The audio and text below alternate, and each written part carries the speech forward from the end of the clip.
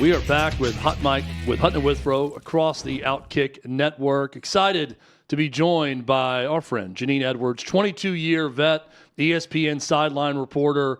Always does a great job joining our show as well. And Jeannine, plenty to get into the day after a national championship game where I can't believe I'm saying this.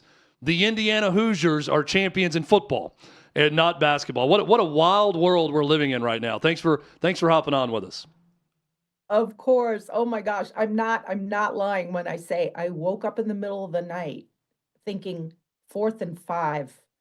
Like I was thinking, did that really happen or am I dreaming that fourth down play?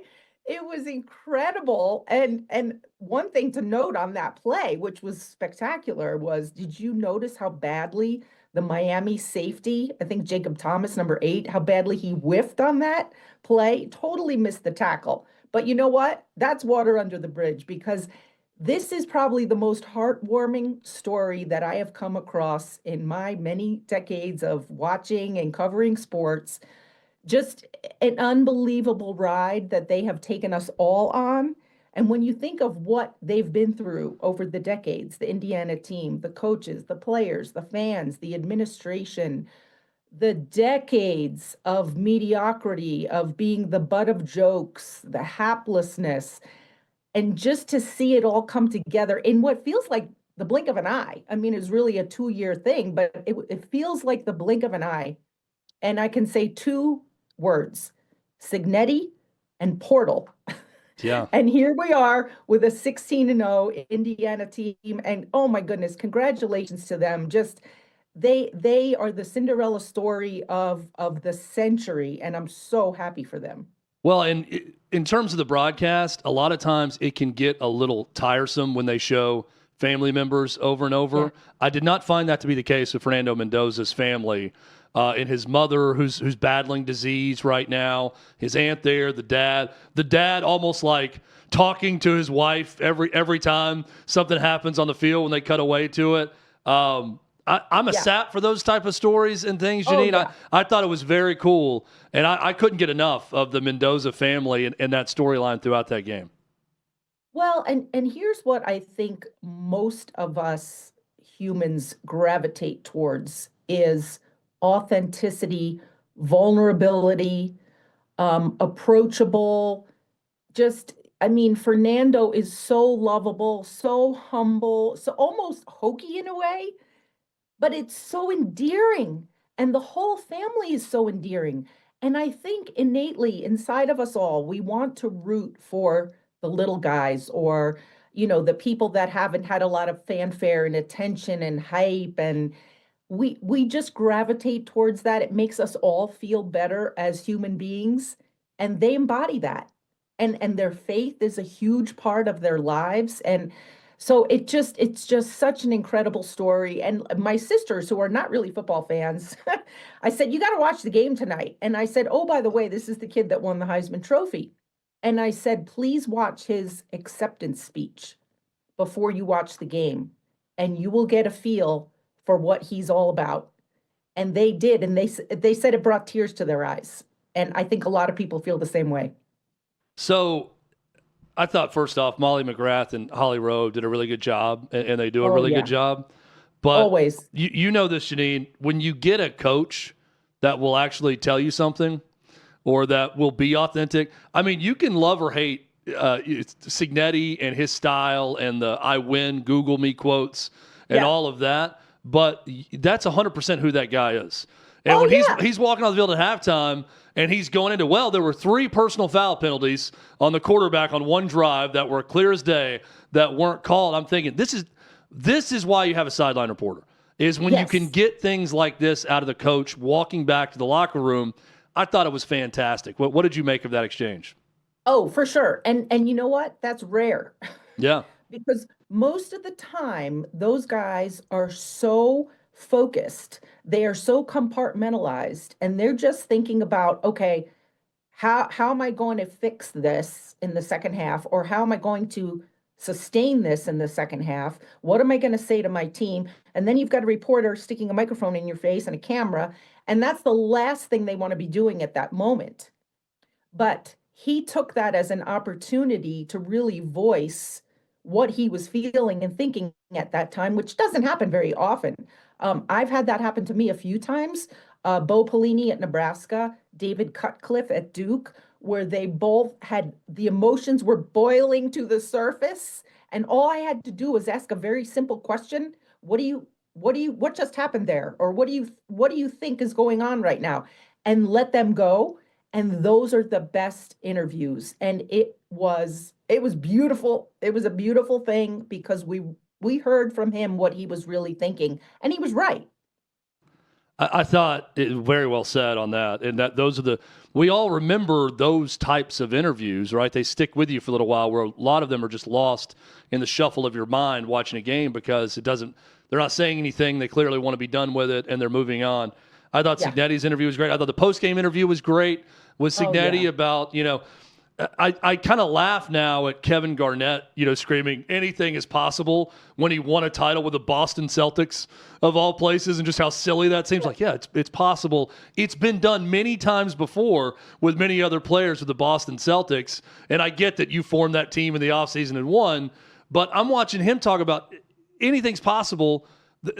We just did this with the Indiana Hoosiers and won a national title, and that resonates because – Jeannine, you follow the history of the sport. I follow the history of the sport. It's the losingest power conference program in America.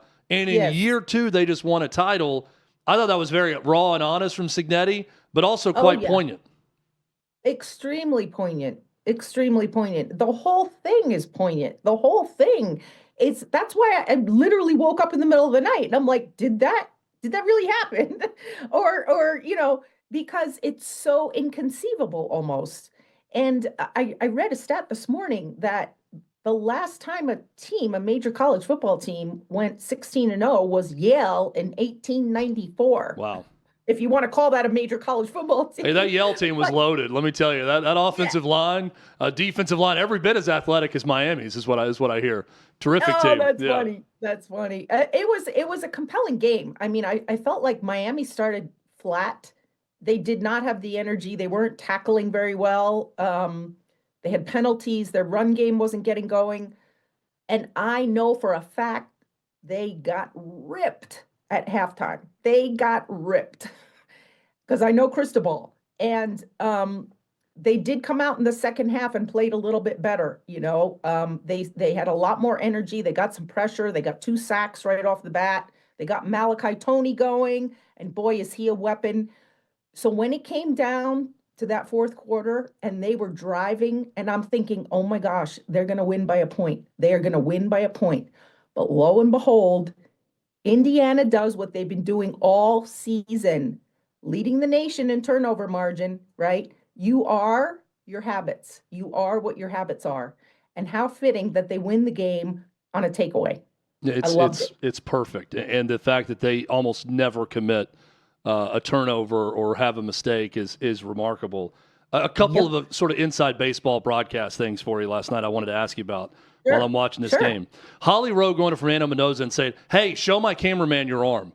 And the close-up of the bruises on his arm, I thought that was brilliant. Yes. Very simple. She is so good at that. That was great. Hey, show him your arm right now after that game was awesome. And the bruises were stunning. Yes. I mean, normally the bruise gets worse like the next day, right? So it would be, you wouldn't think it would be that revealing that quickly after the game. And also another thing I thought she did that was very, very good, very well done was the, there it is, was the chalk on her hand. And when I was working, I was a big proponent of visuals.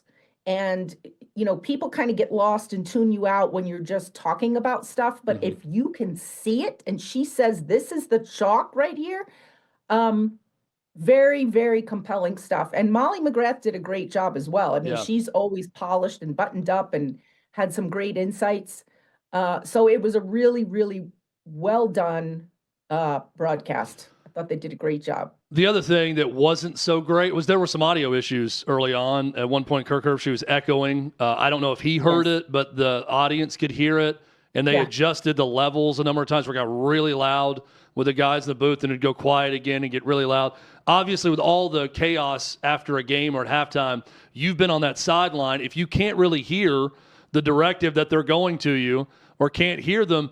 There's no way around that. Like I watch that, and having been in those situations before, or where anything technical goes wrong, regardless, the people who are on camera are going to look silly, even if it's completely out of everyone's control, even the truck's control or everything else. Like if you can't hear or you're hearing feedback, it can be tough, right? Devastating. Well, and here's the thing that people don't realize. I mean, yes, people realize it's a live show, but all the pieces and parts that have to come together. And when that train leaves the station, there's no stopping it. You are live. You are on the air. You are rolling, steaming down the track.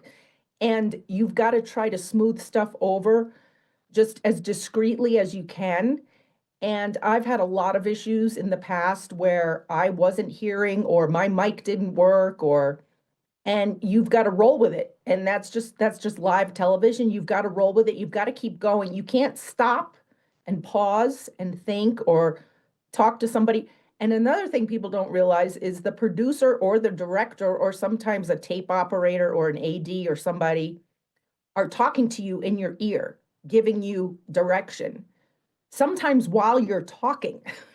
No. That to me is the hardest part of being a broadcaster live, is being able to keep talking while someone's giving you direction in your ear. And you've got to be able to comprehend what they're telling you, but yet not let it impact what's coming out of your mouth. And that's not so easy. It takes a long time to get used to that. Yeah, but I have a pet peeve, Chad. I'm going to ask you if you notice this on games. In my opinion, sometimes on a lot of the games, the crowd noise or the band noise is way too loud, and I can't hear the announcers clearly. And I know why the networks do that, because they want the audience at home to feel like they're part of the stadium. Yep. And they want you to have that energy and feel and vibe of being there. But sometimes the audio guy, in the A1, they call them, is the head audio guy. They ride all those levels, and they can turn different microphones down and up. Sometimes they just ride that crowd noise or the band a little too much, a little too loud. And I want to hear the announcers clearly over the background noise. That's just my preference. I don't know how other people feel about it. People watching this or watching a game are going to have no sympathy, and I totally understand that, because these are great jobs, that we have and we get to do. And people are like, man, I'd love to have that problem. And I totally get it. But I also don't think anyone fully understands the natural reaction when someone starts talking while you're talking is to pause or to stop. And when you're in the middle of a thought, and to fight that natural reaction when someone talks in your ear, just to keep talking over them. If you grew up being able to have a conversation or taught respect when speaking to someone, it's very hard to just keep rolling and do that when someone is talking or saying something in your ear or you're hearing something. So again, no one's going to feel bad, and I wouldn't expect anyone to do that. Correct. The big game is almost here, and there's no better way to cash in during America's biggest sporting event than with Prize Picks, where it always feels good to be right. And since the big game is right around the corner, that also means it's your last chance to get into the football action before next season. So close this season out the right way with Prize Picks by getting $50 instantly in lineups when you play your first $5. Find your community on Prize Picks with the new social feeds feature. You can share Prize Picks with your friends, copy lineups from winners, all with a single click. Copy lineups you like or use them as inspiration for your own picks. You can even follow Prize Picks partners like us and tail or fade our picks with just one click. Join millions of users and sign up for America's #1 sports picks app. Download the Prize Picks app today. Use code HOTMIC to get $50 in lineups after you play your first $5 lineup. That's code HOTMIC, HOTMIC, to get $50 in lineups after you play your first $5 lineup. Prize Picks, it's good to be right.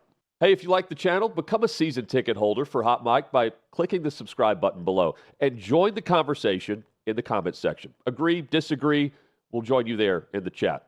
Now back to Hot Mic. One pet peeve that I have since you gave yours, and I hear this all the time, especially with Chris Fowler, who I think is very good and very talented. But I do not like, in general, he's guilty of this. I think Kirk Herbstreit, to an extent, is guilty of this. Other announcers are too. And I understand the thought process of, I'm trying to process the game with everyone and project what's happening, what's the trend, what does this mean?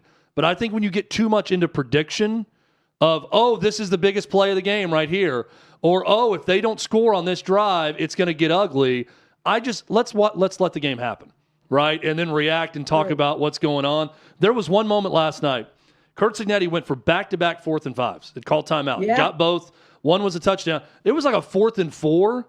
They ended up kicking the field goal. Yes. But right when they didn't get it, Chris Fowler's like, and Miami's going to force a field goal. And I'm thinking, how do you know that? This guy just went for 2-4. He might want to say, we can get 4 yards and win the game right here with a minute 40 left or whatever it was and put it away. And before the kicker came out, anything, they go to commercial, then the kicker comes out. I'm thinking, please don't do that. Like, let's let the game happen. Do you agree? Yes. You don't have to be, the soothsayer. You don't have to be the crystal ball of predicting everything that's going to happen and possibly spoiling it for people at home who want to sit there and speculate for themselves, right? There's a lot of people that take pride in that and that love to do that while they're watching a game. That, oh, I wonder if they're going to go for it here, or oh, I wonder if they might, roll the dice, or or if they're going to bring the, a lot of people run through that in their mind. Or you're having a party, you have people over, and you want to discuss it amongst yourselves. So I can see where sometimes that would get old, and sometimes that would be intrusive on the game. If you're there to call the game, you're not there to predict the game. But I will say this, in a lot of the meetings that I sat in for covering college football, sometimes the bosses, they want them to do that sometimes, believe it or not. They want them to project or say, talk about what's going to happen, you're saying? Yeah. Sometimes they say, give your opinion on what you think is going to happen. Like, that's great. And so the executives do sometimes push them to do that, which I think is a preference thing based on networks and also based on the announcers and based on the executive producers in charge. So I'm with you. I think sometimes it's a little too much. It goes a little bit too far. You don't have to be the fortune teller for everyone watching at home. Just let it play out. See what happens. Well, and yeah, if the play-by-play asks, hey, 4th and 2, they're going to go for it. What do you think?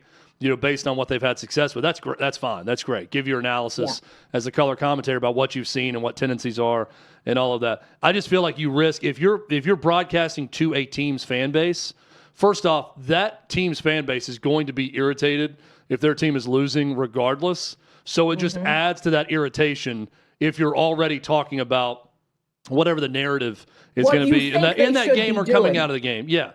You're trying to paint the picture when the picture's being painted before you, right? So let's just comment on the picture that's there instead of trying to grab the brush from Picasso and continue painting and finishing the thing out, right? That's a great analogy. I love that. It drives me absolutely nuts. Yep, I'm with you.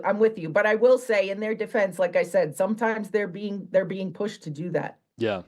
NFL coaching searches. I did not think that we were going to see openings in Pittsburgh, Baltimore, and Buffalo. And those are the top 3 jobs available. And I've got an order in whatever order you want to go with, but established coaches, one sort of mutually agreeing to step down, and Mike Tomlin, but John Harbaugh getting fired, Sean McDermott getting fired. I was stunned yesterday, Jeannine, when I saw the news that Sean McDermott was fired. What did you make of that? Too. I was stunned too. I really was. And then it makes you wonder if there was a little more going on behind the scenes with the team than we know about. And I'll tell you why. Because of how emotional Josh Allen was after that game, it was almost abnormally, obviously I know he wants to win and all, but I felt like, obviously hindsight's 2020, but I feel like he knew at that point in time that there was more riding on that game than we knew about. He was so upset. He felt so terrible. He thought he lost the game for them. It wasn't all on him. Okay, we all know that. But it makes you wonder if there was some sort of friction or some sort of disagreement on the direction, the process, the personnel, whatever, and he knew that, and he he had a feeling that if they didn't win that game, firing McDermott was a possibility. That's just my opinion, because it was a shock to me. But I also thought that there was more going on with Josh Allen right after that game than we know. It did feel like the death of an era. You know, Yeah. it felt like it, because he's not so old that it's his last chance or anything like that, but it felt No. like the end of a chapter, the way he was mourning the loss of me. I'm kind of with you on that. When you look Yeah. back, it wasn't a defiant, we're going to come back stronger and we got all these guys in our contract. It was a It was like a mourning funeral with march. him. Yeah, it Yeah, was. yeah. I think you're right. And- Like and it, that's- like you knew, like it was someone who knew they were about to retire. You know, and it's like, yes. well, now Like, I'm it not was going to the win a last Super game Bowl. of his career. Yeah. No, Right? I'm definitely with you on that. So Now, that's kind of why, looking back now, at the time when I watched his press conference, I thought, wow. And sitting on the sideline, I was watching him, and I was like, this is deep. This is really deep for him, and I don't know. So I think that's got something to do with it. I really do. I think there's more to the story than what we know. so Jeannine, great game between the Bears and the Rams, but you did not get a chance to see this because you were at Nate Bargatze. Now, I love this because Do I get a pass for that? yes. I hope? Well, and here's why. So Nate Bargatze was the first guest in this show's history. See, I didn't know that. In studio, we're friends with Nate. I would say good friends. We're friends with Nate. And, I did not know that. Yeah, Blackbird Studios, where we originated in the beginning. Nate was our first in-studio guest. And then he was a guest here in our studio at 6th and Peabody with Old Smoky Moonshine Yeehaw Beer also. Wow. Look, I fully endorse that if you're going to miss a great NFL playoff game, you're going to miss it watching Nate Bargatze, who's fantastic. Okay, I'm glad you give me a pass for that, because actually we were sitting in a restaurant, sitting at the bar, watching that Rams Bears game, before Yeah. we went over to the show, and I thought I got to watch at least part of this game because I know Chad's going to ask me about it. Yeah. And at that point in time, the Rams were not playing very well. They were being very badly outplayed by the Bears at that point in the game. But anyway, yeah, Nate is, oh gosh, the guy is just, he's iconic. I love him. His wit, his mannerisms, his expressions, his deadpan. He's got all new material. He was just talking about going through marriage counseling with his wife and just the evolution of electronics, like in your car and AI and all, and you can just picture him talking about this stuff. I love the bit about going to the new hotels where you can't work the shower. Like the new showers, and when he goes to New York City, that he has no idea what to do in the hotel room shower. It's like he's I'm in a space fantastic. capsule. I don't know. I have no idea what to do here. It's hilarious. The guy is so talented. We just love him, and we had a great time. It was a sold out crowd. It was a great show. I'm a huge Nate Bargatze fan. He's doing a ton of stuff. He's trying to reopen what was Opryland, kind of a version of that, a theme park in Nashville that he's going to be a part of. He's got a movie coming out with Mandy Moore. He's got a movie. Funny enough, my daughters go to his alma mater, which is a small private Christian school here in Nashville, Donaldson Christian Academy, where he went. Really? And the court is named after him. Last year, they had a dedication where he gave so much money back to the school. It is the Nate Bargatze Gymnasium that they play in. In fact, my daughter has a game today. We'll be playing in the Nate Bargatze Gymnasium at DCA. So I love it. Terrific I dude. love it. So again, if you're going to miss Terrific. the Caleb Williams throw and one of the best moments in NFL playoff history with that throw, at least one of the best I throws, did see I'm the- glad I you did it did with see Nate the throw. Bargatze. That's perfect. Yeah, exactly. I did see the throw after the fact. Yeah.